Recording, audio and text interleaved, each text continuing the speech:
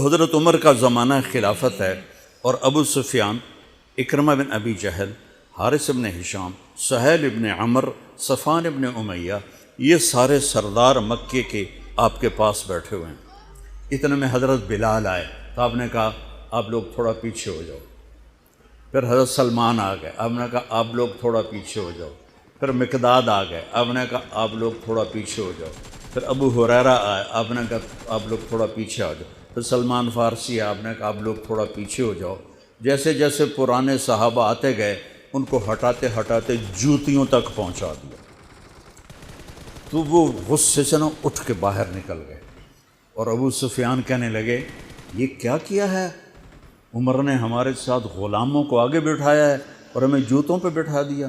تو سہیل ابن عمر کہنے لگے ابو سفیان، عمر کا قصور نہیں ہمارا قصور ہے، ہم نے اسلام لانے میں دیر کی، انہوں نے جلدی کی، وہ آگے نکل گئے۔ اب یہ سرداران مکہ ہیں اور یہ فتح مکہ پہ ایمان لائے ہیں، لمبا زمانہ صحبت بھی نہیں ہے، پر قربان جاؤں۔ سارے آپس میں کہنے لگے اگر جنت میں بھی پیچھے رہ گئے تو کیا بنے گا؟ سبحان اللہ۔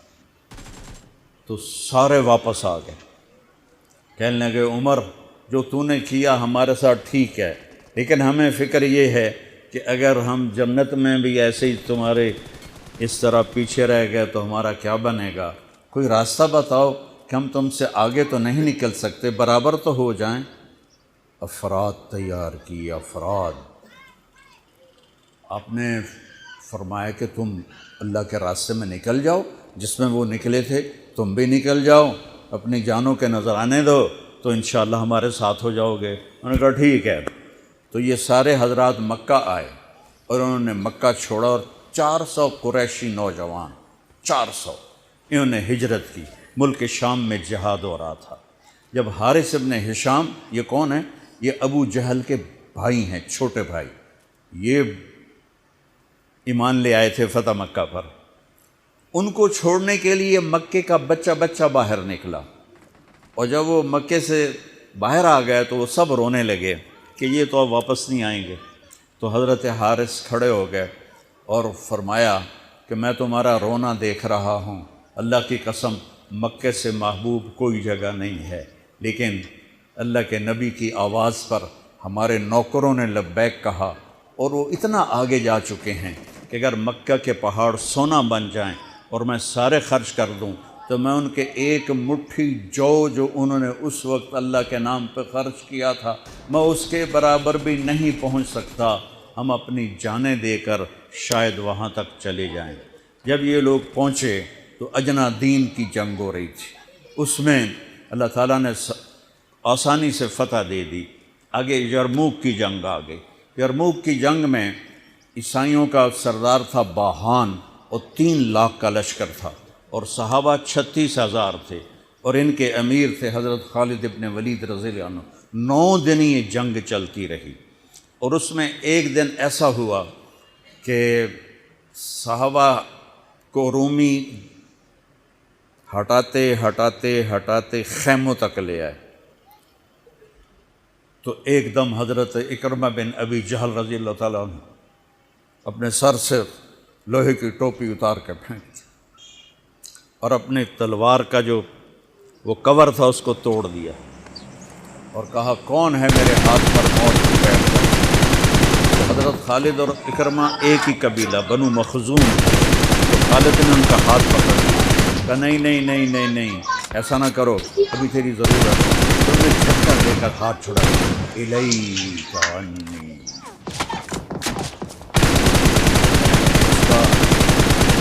ادب والا ترجمہ ہی کروں گا کہ مجھ سے دور ہو جاؤ، لیکن انہوں نے بہت سخت لفظ استعمال کیا، بہت سخت لفظ استعمال، الیک عنی، ہٹ جا پرے، وہ ترجمہ نہیں کر رہا ہوں، مقام ادب کی وجہ سے پیچھے ہٹ جا۔ انی و ابی کان من اشد الناس عداوۃ لرسول، ساری زندگی میں اور میرا باپ اللہ کے نبی کی دشمنی میں گزار دی، اور آج جب اس لاکھ کو دھونے کا وقت آئے تو میں بھاگ جاؤں گا، میں نہیں ٹلوں گا۔ تو سب سے پہلے کس نے بیعت کی؟ ان کے بیٹے عمر بن اکرمہ نے، اور وہ جو 400 قریشی تھے ان سب نے ان کے ہاتھ پر بیعت کی، اپنی تلواروں کے کور توڑ دی، ٹوپیاں اتار کے پھینک دی اور سینہ سپر ہو گئے، گھوڑوں سے اتر گئے تو سینہ سپر ہو گئے اور لڑتے لڑتے رومیوں کو پیچھے دھکیلا اور رومیوں میں بھگدڑ مچ گئی۔ جو ہی بھگدڑ مچی تو حضرت خالد بن ولید دوڑے دوڑے واپس آئے، اکرمہ کدھر ہے، اکرمہ کدھر ہے؟ کہا جی وہ پڑے ہیں۔ دیکھا تو وہ آخری سانسوں میں تھے اور ان کے بیٹے عمر وہ شہید ہو چکے تھے، دونوں باپ بیٹا قریب قریب تھے۔ تو حضرت عمر کو انہوں نے اپنی یہاں پنڈلی پہ رکھا اور حضرت اکرمہ کو گود میں لے لیا اور پانی لے کر منہ میں ٹپکایا۔ حضرت اکرمہ نے آنکھیں کھولی تو کون؟ کہا میں خالد۔ کیا ہوا؟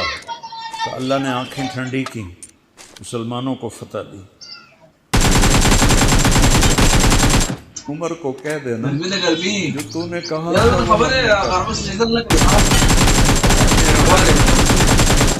تو نے کہا تھا وہ ہم نے کر دیا، اور ان کی جان بھی تو نے کہا تھا وہ ہم نے کر دیا۔ اے عمر جو تو نے کہا تھا وہ ہم نے۔ اور خالد بن ولید کو غصہ آ گیا، جوش آ، غصہ نہیں جوش آ گیا۔ عرب جب خوش ہوتے تھے تو باپ کے نام سے پکارتے تھے، جب غصے ہوتے تھے تو ماں کے نام سے پکارتے تھے۔ حضرت عمر کے باپ کا نام خطاب ہے، ماں کا نام حنتمہ۔ حضرت خالد بن ولید نے کہا اب حنتمہ کا بیٹا یہ نہیں کہہ سکتا کہ سرداروں نے قربانیاں نہیں تھیں۔ میرے نبی نے ایک نسل تیار کی، یہ نبیوں کے کام کا مقصد تھا کہ انسانوں کو ایسا بنانا کہ وہ اللہ کو راضی کرنے والے بنیں اور اللہ کی محبوب زندگی اپنائیں۔ نکلنے کا پہلا مقصد یہ ہے کہ میری ذات بنے۔ سارے جنت میں چلے جائیں، میں جہنم میں چلا جاؤں تو مجھے کیا فائدہ ہوگا؟